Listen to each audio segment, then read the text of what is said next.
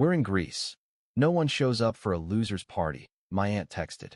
My brother added, "You're a joke. We used your $30,000 vacation fund, haha." I stood alone in the private hall I had booked for my graduation party.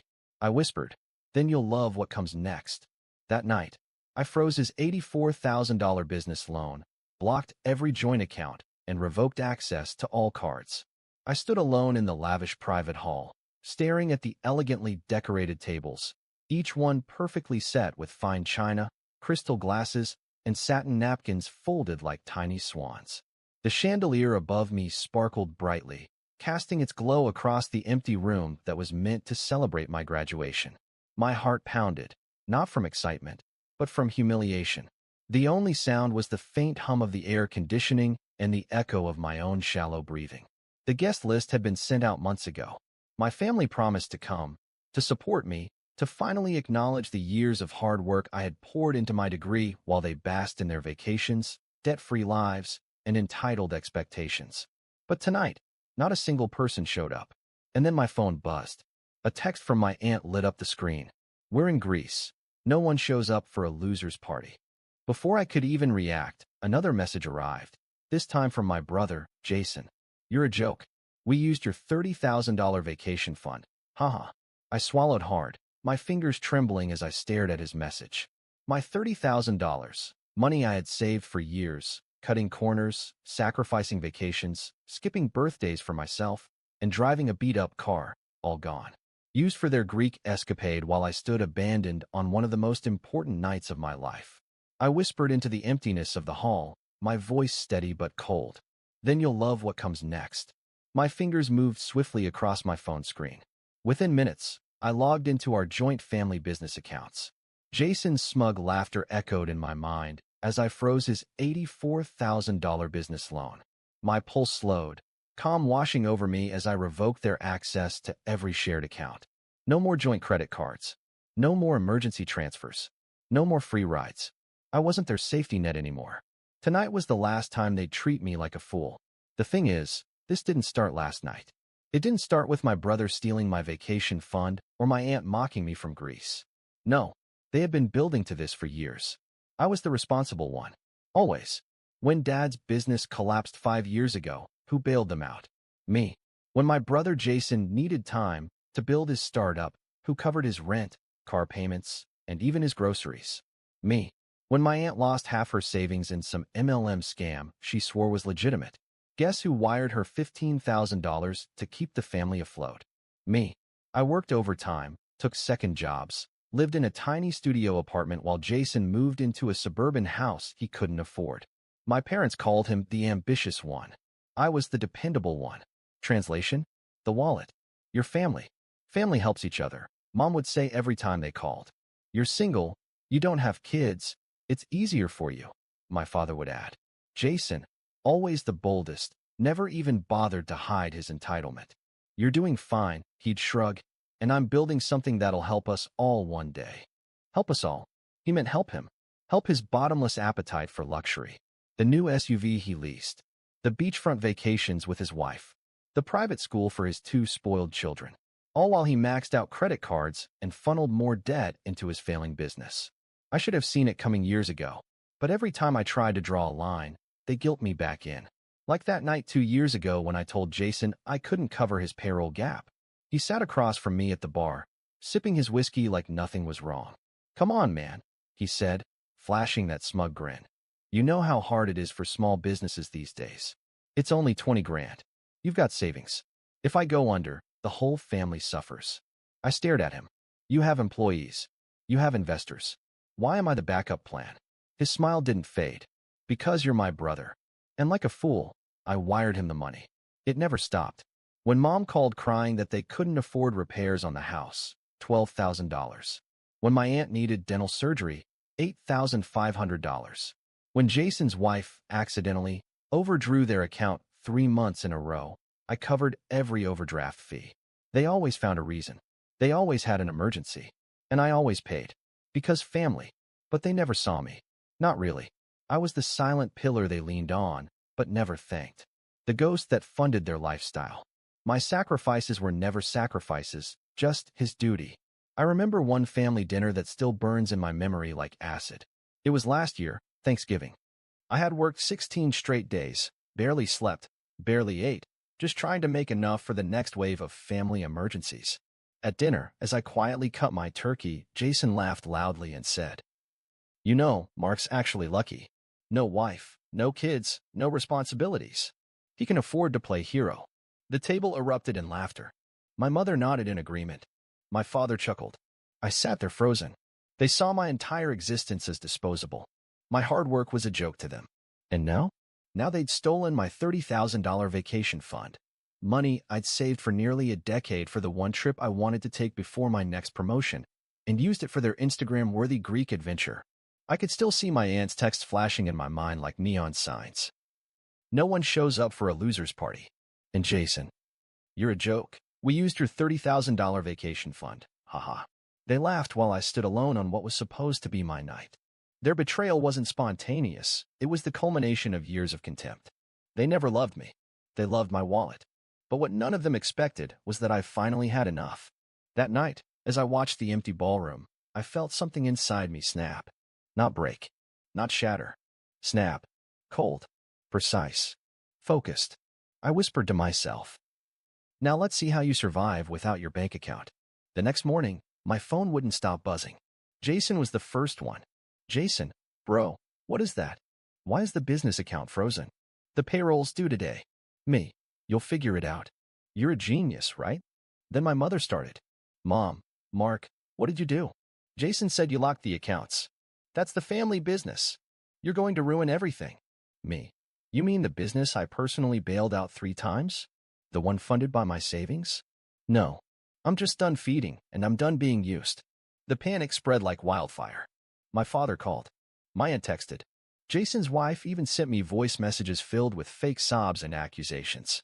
By noon, Jason showed up at my apartment, uninvited, unannounced, and completely unhinged.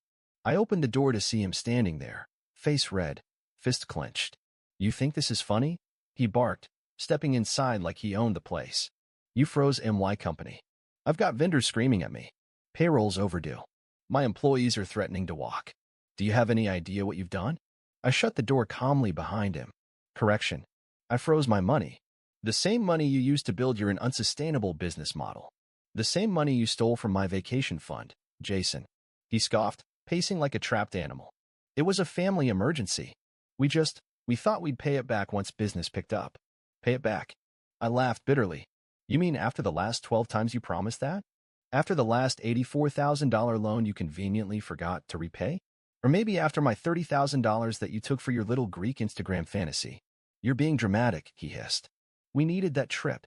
Mom and Aunt Linda were falling apart. They needed a break. And besides, you weren't using the money." I stared at him, my voice cold as ice. "You're right, Jason. I wasn't using it. Because every dime I earned was going to cover your mortgage, your wife's shopping, your failed business, and your kid's private school. I sacrificed my life so you could pretend to be a successful entrepreneur." His voice grew louder, veins popping from his neck. "Don't you dare talk about my kids. You always act like you're some kind of martyr. Nobody forced you to help." I stepped forward, my voice rising for the first time. "No one forced me? Every phone call, every guilt trip, your family, you're the only one who can help. You forced me. You used me because you knew I wouldn't say no." The door burst open. My mother barged in, breathless, followed by Aunt Linda. "Mark," Mom shouted. "You need to stop this right now. You're tearing the family apart." I crossed my arms. "No, Mom. This family was broken long before today. I was just too blind to see it." Aunt Linda chimed in, her voice dripping with condescension. "We took that trip to Greece to relax. You wouldn't understand. You never had responsibilities like we did. You don't have a family." I laughed so hard I nearly doubled over. "You're right, Linda. I don't have a family. Because the people standing in front of me aren't one." Jason growled. "You're ruining everything. I built this business for all of us. You just had to keep your mouth shut and let me handle things." "No, Jason. You didn't build anything. You built a house of cards with my money. And now it's collapsing." My mother stepped forward, her voice trembling with desperation. "Mark, please. We can fix this. Just unlock the accounts. Your brother has children. How will they eat? How will they pay for school?" Her manipulation was as obvious as ever. I shook my head slowly. Those aren't my problems anymore. Tears welled up in her eyes, but there was no sincerity behind them, only panic that the gravy train had stopped. Jason snapped.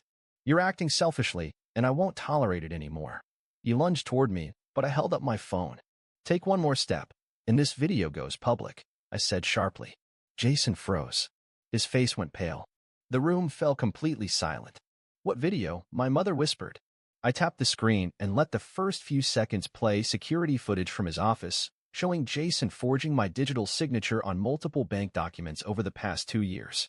Aunt Linda gasped. My mother's hand flew to her mouth. You thought I didn't know? I said, my voice low and dangerous. You thought you were clever enough to hide forged documents, falsified loan applications in my name? I knew. I always knew. But I wanted to see how far you'd go. And you went far enough. Jason staggered back, his face ashen. If you even think about laying a hand on me or contacting me again, I continued, this video goes straight to the police, the bank fraud department, and your investors. You'll lose everything, your business, your house, your fake reputation. My mother collapsed into a chair, sobbing now. Real tears this time. Not for me, for the empire crumbling around her. Mark, please, don't do this, she whimpered. I didn't do this, I whispered back. You did. Jason stood frozen, mouth quivering, looking like a trapped animal with nowhere to run. This ends today, I said calmly. I'm cutting you all off. No more bailouts. No more loans. No more rescues. You used me for long enough. Now you can face the world on your own. I turned, grabbed my jacket, and walked toward the door. And one last thing, I added, turning back for a final glance. You called me a loser. You mocked me for years. But the truth is, you were never laughing at me. You were terrified of what would happen when I finally stopped playing the fool. And then I walked out, slamming the door behind me. For the first time in years, I felt free. The silence after that confrontation was deafening. And for the first time in my life, I welcomed it. 3 days passed. Not a single call, text, or knock at my door. I half expected my phone to explode with desperate apologies, angry ultimatums, or pathetic guilt trips. But nothing came. It was almost peaceful. I slept better than I had in years. But while my apartment stayed calm, the rest of their world was burning to the ground. By the end of the week, I started hearing the fallout. My phone buzzed, not from my family, but from mutual acquaintances, business partners, and even a few of Jason's former employees. Hey man, is it true? Jason's business is collapsing. The bank froze all his corporate accounts after reviewing irregularities. His investors are threatening legal action. The dominoes fell fast. Once the bank launched its internal audit, they discovered forged documents, unauthorized withdrawals, and massive unpaid debts under Jason's company name. Without my financial backing and with evidence of fraud piling up, his so-called empire imploded in less than 10 days. Vendors pulled out. Clients sued. His main investor, who had already pumped in 6 figures, filed criminal charges for fraud and breach of contract. Jason's business license was suspended pending investigation. I heard that his office was emptied overnight. Employees stormed out after weeks of unpaid salaries. Several vendors filed liens against his property. He went from being the successful entrepreneur to toxic waste nobody wanted to touch. But that was just the beginning. Next came the house. The bank foreclosed on the luxury suburban mansion I'd indirectly helped him buy over the years. The SUV his wife loved so much was repossessed in broad daylight. The private school expelled their kids due to non-payment. They had nowhere to go. And that's when my mother finally cracked. She called me one afternoon. I let it ring 6 times. On the 7th call, I finally answered out of sheer curiosity. Her voice was brittle, almost broken. Mark, please talk to me. I stayed silent. It's all falling apart, she continued, her words frantic. The house, the cars. Jason might go to jail. The investors, they're suing. We're losing everything. I took a long breath and spoke with a cold clarity I never knew I possessed. You mean, you're losing everything you stole from me? That's not fair, she cried. We made mistakes, yes, but we're family. I let out a bitter laugh. You threw that word around so easily when I was your ATM. Now suddenly you remember what family means. Her voice cracked. Please, at least help your brother's children. They're innocent. Yes, I replied, my voice like a blade, and maybe you should have thought about that before dragging them into your lies. You all made choices. Now you live with them. I hung up. A few hours later, my aunt tried her luck. Mark, I always supported you. I cut her off instantly. You mocked me while sipping champagne in Greece. Save your fake sympathy for someone who cares. And with that, I blocked her. But the Real explosion came next. Word spread fast. And not just within the family. Jason's scandal went public. The local business news caught wind of it. Headlines ran. Prominent entrepreneur accused of large-scale family fraud. His former investors gave interviews, eager to distance themselves. Reporters dug into court filings that exposed everything. The forged signatures, the frozen accounts, the stolen $30,000 vacation fund. Even social media lit up. His perfect Instagram life crumbled into a circus of public humiliation. The same people who once envied his lavish lifestyle now ridiculed him in comments. Thought you were balling? Guess not. Should have treated your brother better. You should have valued your brother more. Jason shut down every online account within days. And then came Kelly, Jason's wife. When everything collapsed, she did what she always did, ran. I heard from a coworker that she filed for divorce within 2 weeks. She blamed Jason for financial deception and claimed she had no idea about his shady dealings. Of course, she was lying. She'd spent the stolen money right alongside him. But now that the cash had dried up, she jumped ship to save herself. I almost felt bad for their kids. Almost. As for my parents, their retirement accounts were drained. They had poured everything into Jason's sinking ship, convinced he was saving the family. Their suburban home was put up for sale to cover legal expenses. My father stopped calling entirely. My mother's voicemail shifted from anger to begging to finally silence. And I lived. For the first time, I truly lived. I got promoted. Without the financial burden, I finally accepted the job offer I had postponed for years, a senior management role with a 6-figure salary. The money I used to funnel into their bottomless pit now funded my future. I bought my own condo. A beautiful, modern space overlooking the city skyline, bought entirely with my own clean money. No more roommates. No more suffocating debt. I traveled. I finally took that vacation, not to Greece, but to Japan. 10 days of freedom, culture, and peace. No guilt. No calls. No manipulation. I built real friendships. Without my toxic family draining me, I finally had the energy to form meaningful relationships. I met people who valued me not for what I could give, but for who I was. And then one night, as I stood on my balcony overlooking the city lights, my phone buzzed again. It was a message from someone unexpected, Jason's ex-wife. Kelly, I know you probably don't want to hear from me, but I just wanted to say, you were right. About all of it. I'm sorry. And thank you. You did more for us than we ever deserved. I read it in silence. I didn't reply. I didn't need to. Because for the first time in my life, I was free. Months passed. The silence from my family wasn't emptiness, it was freedom. Jason served time. Fraud charges left him bankrupt, unemployed, a felon. His empire was nothing but dust. The man who once called me a loser now delivered packages to survive. My parents lost everything: house, savings, reputation. The retirement they stole from me evaporated along with Jason's business. Aunt Linda? Bankrupt. Her scam fell apart like the fragile pyramid it was. And me? I lived. I climbed higher at work, accepted every promotion, traveled to places they only dreamed of. My condo overlooked the city skyline, bought with my own money, untouched by their greed.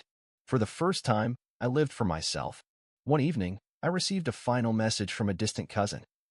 You were right. They used you. You didn't deserve any of it. I smiled. Not for validation, but for the closure. I lifted my glass and whispered the truth that had been building for years. I was never the loser. I was the escape plan. And I escaped.